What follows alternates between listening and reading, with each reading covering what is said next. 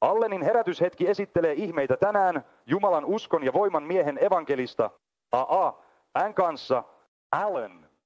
Nyt erityisen elokuvatranskription myötä viemme teidät maailman suurimmalle gospel-teltalle. Liity kanssamme tähän palvelukseen. Vastaanottakaa Jumalan voiman siunaukset, jotka ilmenevät voidellun palveluksen alla. Allen. Olette nyt suuren ihmeteltan alla, jossa tuhannet ihmiset kokoontuvat yö toisensa jälkeen. Ihmisiä saapuu kaikilta puolilta Amerikkaa ylistämään Jumalaa hengessä ja totuudessa sekä näkemään Jumalan voiman ilmenevän heidän silmiensä edessä. Kutsumme teidät nyt ottamaan eturivin paikan ja nauttimaan tästä suuresta palveluksesta kanssamme. Haluaisin, että kaikki tässä suuressa teltassa tänä iltana nousisivat seisomaan kanssani ja aiomme laulaa 2 vanhanaikaista kuoroa, jotka kaikki tuntevat. Jeesus murtaa jokaisen kahleeni ja vapauttaa minut. Sitten kun olemme saaneet tämän valmiiksi, aiomme laulaa. Olen niin iloinen, että Jeesus nosti minut. Laulakaa kaikki kanssani, olkaa hyvä.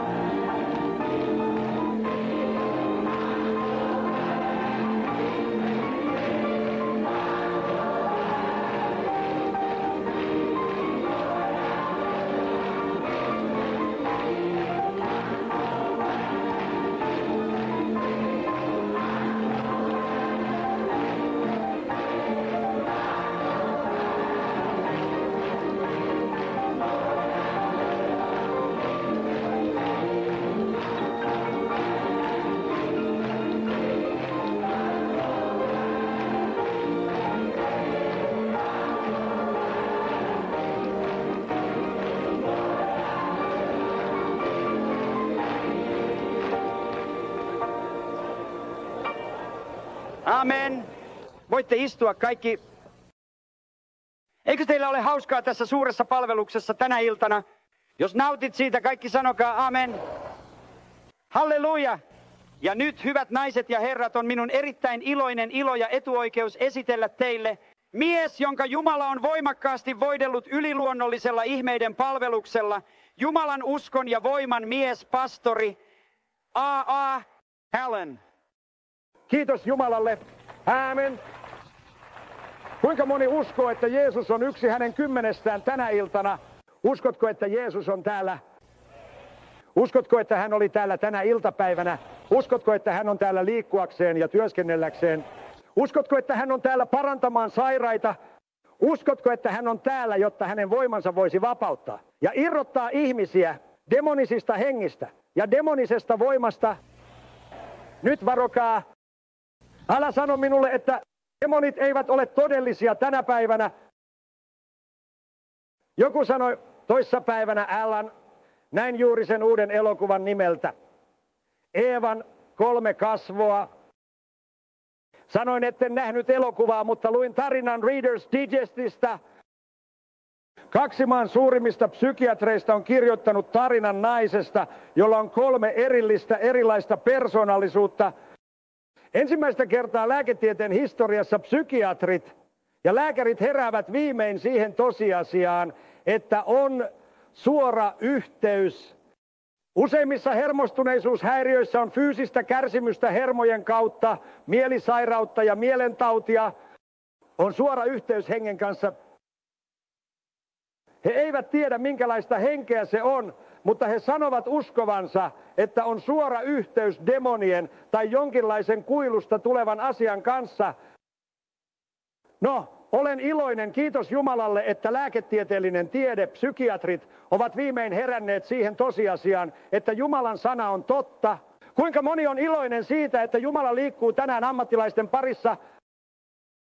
Miehet, jotka ovat olleet hämmentyneitä vuosia, mutta viimein, ja tämä on maailmanlaajuinen raportti, jos koskaan on aika, ministeriön ja kirkon on herättävä siihen tosiasiaan, että heitä tarvitaan tuomaan vapautusta ja tarvitaan auttamaan ihmisiä, jotka ovat kokeneet täydellisen hermoromahduksen, hermostuneisuushäiriöitä ja mielisairautta. Se on nyt, kuuntele nyt minua, ei ole koskaan ollut aikaa, jolloin maailmassa olisi ollut niin paljon sairautta, tauteja ja heikkoutta. Mutta psykiatrit ja lääkärit ovat julistaneet, että koskaan ei ole ollut aikaa, eivätkä he ole koskaan olleet niin hämmentyneitä ihmisten määrästä ja lisääntyneestä määrästä ihmisiä, jotka kokevat täydellisiä hermoromahduksia, hermostuneisuushäiriöt ja mielenterveysongelmat. Itse asiassa tänään Amerikan ykkössairaus ei ole syöpä, se ei ole sydänsairaus, se on mielisairautta. Yli 5% kaikista ihmisistä, jotka ovat sairaalassa tai sängyssä tänä iltana, eivät ole fyysisesti sairaita, he ovat mielenterveydeltään sairaita. En usko, että kaikki, jotka ovat mielenterveydeltään sairaita tai demonien riivaamia, mutta onko sinulle koskaan tullut mieleen, että suurin osa ihmisistä, jotka tulivat Herramme Jeesuksen Kristuksen luo hermostuneisuushäiriöiden kanssa ja joita vaivattiin, Jeesus 90 hän karkotti hengen, jota hän kutsui demoniksi. Ja kun henki lähti ulos, ihmiset eivät enää kärsineet. Aamen. Onko niin? Anna minun lukea sinulle yksi Raamatun jae Luukkaan evankeliumista 13:16. Katso, siellä oli nainen, jolla oli henki. Kuuntele, hänellä oli henki. Hänellä oli heikkouden henki 18 vuotta. Ja sitten yksityiskohtaisesti 17, 18, 11 ja 20 jakeessa suoraan eteenpäin mennään yksityiskohtiin kuvaamaan tuon naisen henkeä tai pikemminkin hänen fyysistä tilansa. Mutta se totuus, jonka haluan tuoda teille ja jonka haluan jättää teille tänään kotiinne, on se, tällä naisella oli henki, heikkouden henki, henki, joka aiheutti hänen sairautensa. Se aiheutti hänen sairautensa, se aiheutti hänen fyysistä sairauttaan. Aamen. Sitten tämä yksi jae riittäisi. Mutta meille kaikille, jotka olemme lukeneet Raamattua, toivon, että minulla olisi aikaa tässä lyhyessä 30 minuutin lähetyksessä siteerata niitä kaikkia. Mutta niin monta kertaa he tulivat Jeesuksen luo ja Jeesus sanoi, tule ulos hänestä sinä, kuuro, henki. Ja kun kuuro henki lähti ulos, korvat avautuivat. Aamen. Hän sanoi, tule ulos hänestä sinä, kuuro ja mykkä henki. Mitä kuurot kuulivat ja puhuivat? Toisessa tapauksessa Matteuksen kirjassa eräs mies tuli Herran luo, joka oli sokea. Mutta se mies, joka oli sokea, ei sanonut, o Jumala, paranna tämä mies. Hän sanoi, tule ulos miehestä. Mikä se on? Sokeat näkivät. Ja monissa tapauksissa Matteuksen, Markuksen, Luukkaan ja Johanneksen evankeliumeissa, monissa tietyissä erityisissä sairauksissa ja taudeissa, kaikki mitä Herra teki oli laskea kätensä heidän päälleen ja käskeä henkeä tulemaan ulos. Nyt kuuntele minua Luukkaan evankeliumista 6:18. Daavidia vaivasi saastaiset henget ja hänet parannettiin. Ja kuuntele tätä. Katso, kanaanilainen nainen tuli ulos. Hän huusi Jeesuksen puoleen sanoen, armahdathan minua, oi Herra, Daavidin poika, sillä tyttäreni on suuresti vaivattu. Paholaisesta Ja tänä iltana tässä lähetyksessä aion erityisesti rukoilla niiden puolesta, jotka ovat saaneet rokotteen, kuten serafimilaisten naisten tytär. Nyt tiedän, että ei monikaan halua kuulla, että heitä vaivaa kiusaava demoni.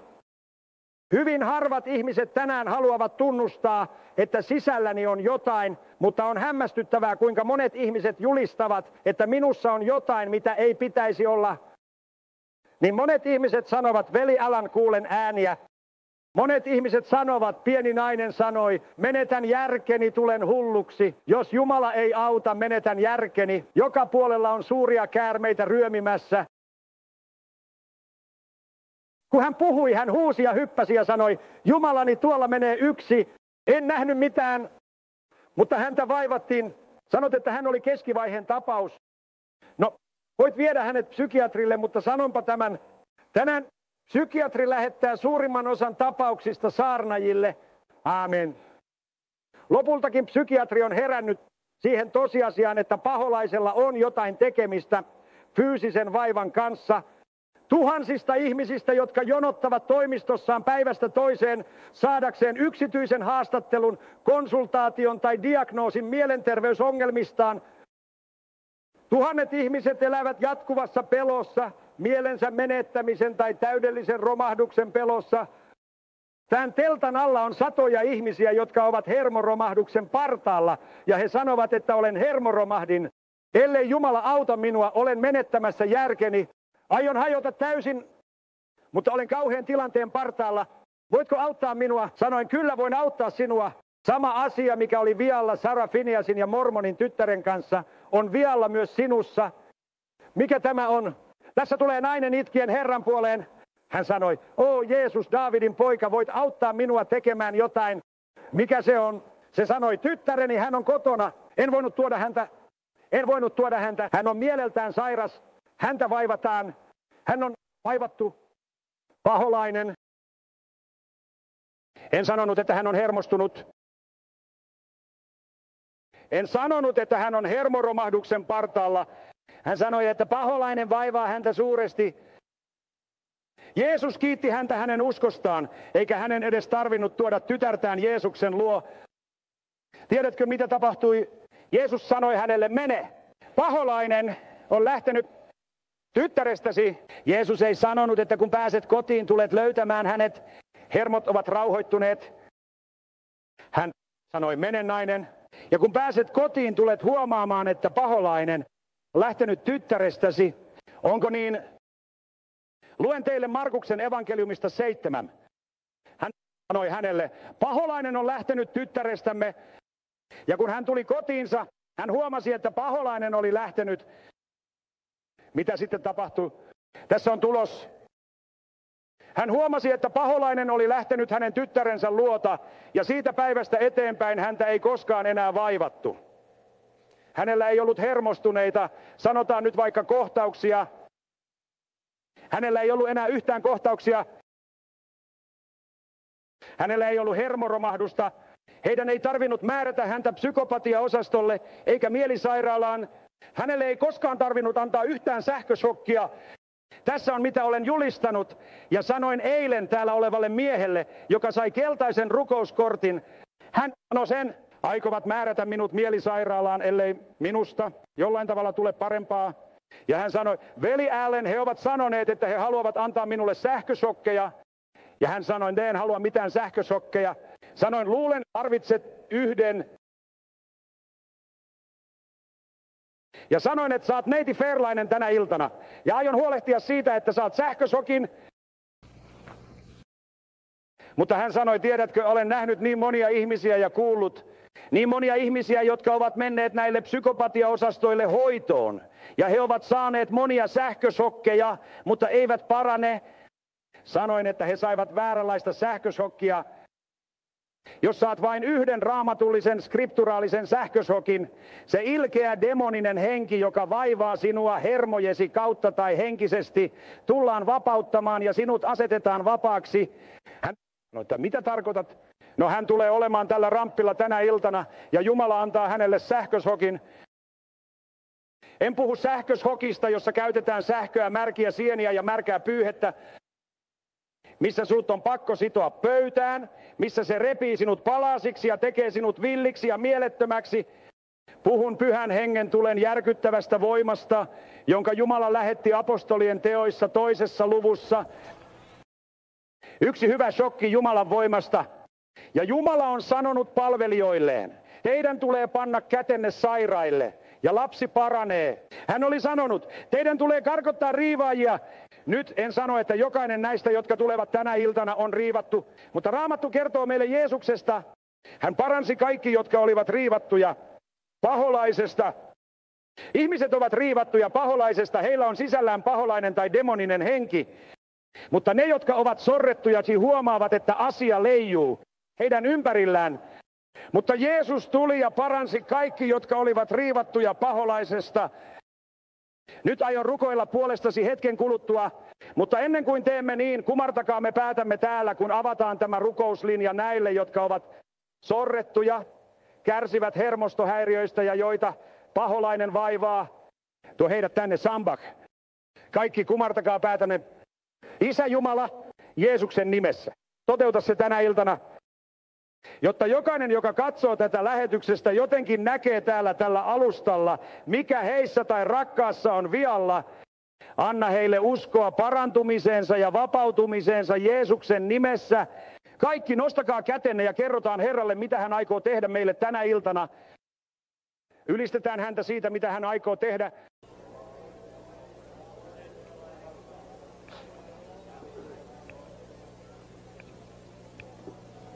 Nyt Isä, kun panemme kätemme sairaille ja sairaaloille, kun avaamme tämän linjan, tämän vapautuksen näille, jotka ovat vaivattuja, uskon, että seisot vierelläni ja että jokainen, jonka päälle panen käteni, vapautuu täysin tänä iltana Jeesuksen nimessä. Kuinka moni uskoo siihen tänä iltana? Amen.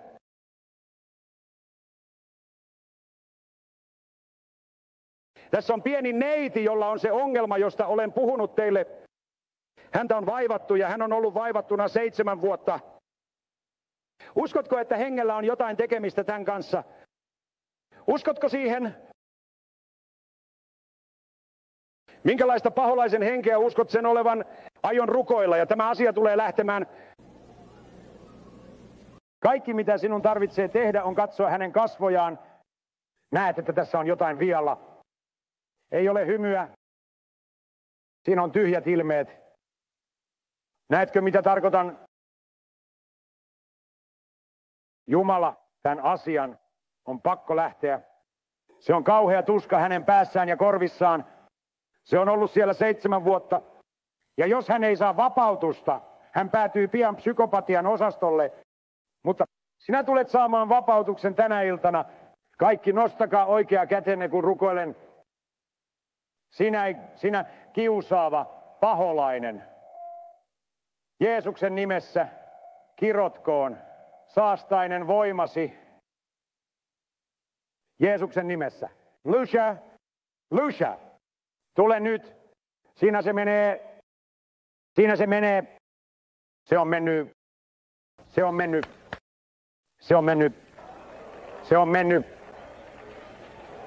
mennyt. Näetkö eron? Se on mennyt kaikki. Nosta kätesi ylös. Se on mennyt. Näetkö, mitä tapahtui? Mitä tapahtui? Kerro minulle. Se on mennyt. Sanot, mitä se on? Se on Jumalan henki. Se on Jumalan voima. Käänny ympäri. Mitä tapahtui? Jeesus, vapautiko hän sinut? Onko mennyt? Kaikki on mennyt. Niin hyvä. Sä olet hyvässä kunnossa. Kaikki nostakaa kätenne ja ylistäkää Herraa. Nostakaa kätenne ylös ja sanokaa kiitos Jeesus.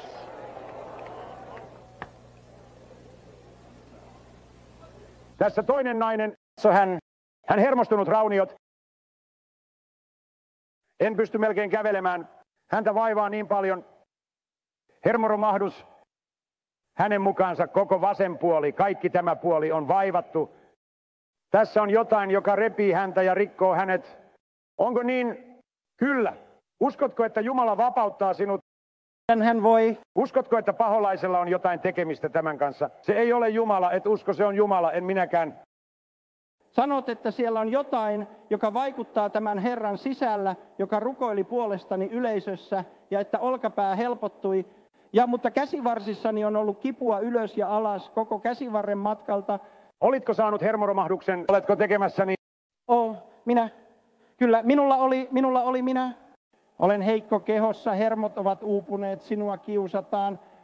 Ylistäkää Herraa. Näetkö ilmeen hänen kasvoillaan? Voittoa ei ole. Siellä ei ole hymyä. On tuskaa. Huoleton melankolia. Siellä on tuskaa. Kuinka moni uskoo, että se on heikko henki? Uskotko, että Jumala on antanut ministereilleen vallan sen yli? Se tulee menemään Jeesuksen Kristuksen nimessä. Laita kätesi juuri tuohon. Siitä se alkaa. Sinä kiusaava henki. Jeesuksen nimessä päästä tämä nainen. Lähde ulos, käsken sinua. Mene Jeesuksen nimessä. Siinä menee. Se on mennyt. Se on mennyt. Onko se mennyt? Onko se ehkä mennyt? Nosta kätesi ylös ja aloitetaan ylistäminen Herralle. Kaikki eivät toimi samalla tavalla, mutta kun me tunnemme tämän, me toimimme. Onko se mennyt? Kallis Herra, nosta kätesi ylös ja sano kiitos. Kiitos Jeesus. Jeesus. Kiitos Jeesus. Aamen. Ja käsken sinua Jeesuksen nimessä mennä kotiin ja nukkua tänä yönä. Ilman lääkkeitä ja ilman surua. Ilman mitään apua te tulette nukkumaan. Rauhallista unta. Mutta tiedän, Jeesus ei ole koskaan ollut parantajani vuosia. Onko se mennyt? Käänny ympäri, hymyile ihmisille, juokse kotiin ja huuda voitto.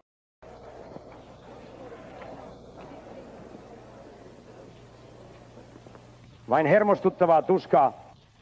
Hän on ärsyyntynyt. Et voi nukkua yöllä.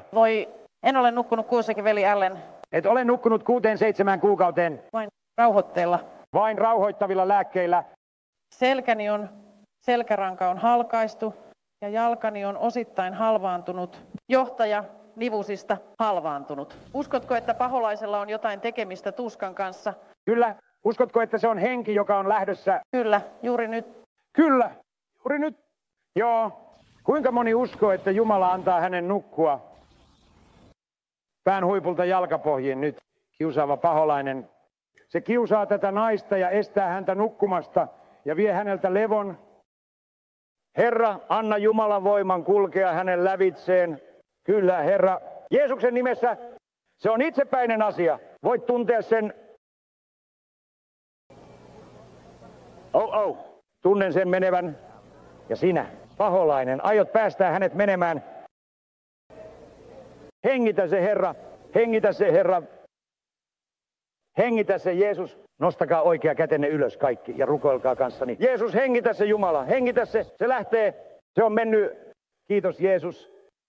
Tunnen sen. Lähde. Kiitos. Kuinka moni tunsi sen menevän?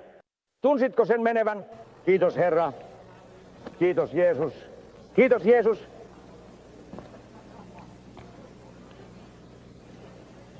Rakas, et voi löytää sitä. Et voi löytää sitä.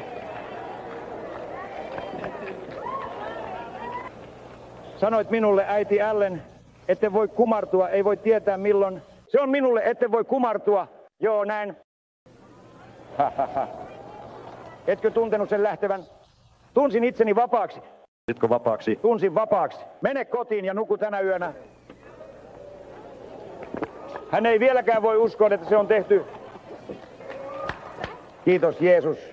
Kiitos. Kiitos Mark. Kiitos. En vieläkään voi uskoa, että se on tehty. Kiitos Herra. Kyllä mä uskon siihen. Uskotko sen? Mene kotiin ja nuku makea rauha unessa. Tässä on mies kauheassa kunnossa.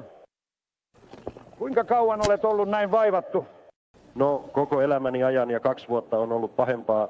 Uskotko, että olet demonin riivaama? Uskotko siihen, kun Herra? Olemme merkinneet kortillesi kysymyksellä elämäsi ajan. Herra, miten se vaikuttaa sinuun? No, minulla on hermostuneita väristyksiä ja tärisen On saanut väristyksiä melkein joka päivä, joskus joka päivä viikkojen ajan ja sitten se on kuin joka toinen päivä. Näyttää siltä, että se alkaa siitä sen. Kaikkialle Älä kysy. Olen rukoillut monen ihmisen puolesta. jalkani sattuvat. Onko lähdössä iltana? Amen. Juuri nyt. Kaikki tulee menemään. Saa. Ja se tulee pysymään poissa. Tulee pois. Valmistaudu. Kuinka moni uskoo siihen? Aion jättää käteni juuri siihen, mistä se alkaa. Nyt kerro minulle, mistä se alkaa. Juuri siinä on se, mistä asia alkaa. Nimessä Jeesus, anna Jumalan voiman tulla tämän miehen päälle, Herra. Antakoon Herran henki tulla hänen päälleen. Nyt putoa pois kaikista paholaisista Jeesuksen Kristuksen nimessä. Käskynä päästä tämä mies nyt irti. Päästä hänet menemään. Jeesuksen nimessä. Se on vain Jumalan voimaa, ystävät. Kun sanoin sulle, että Jumala aikoi antaa hänelle shokin, se on se shokkikäsittely. Älä mene pois! Se on se shokkikäsittely. Tämä on mies. Sanoin sinulle, että tämä oli se shokkikäsittely. Tässä se on. Sanot, mitä se tekee? Jumalan voima. Hänellä ei tule olemaan enää ongelmia. Kaikki seisomaan jaloillenne ja ylistetään Herraa. Näetkö, kuinka onnellinen hän on? Näetkö, kuinka onnellinen hän on? Siinä se on. Saarnajat, siinä se on. Amen.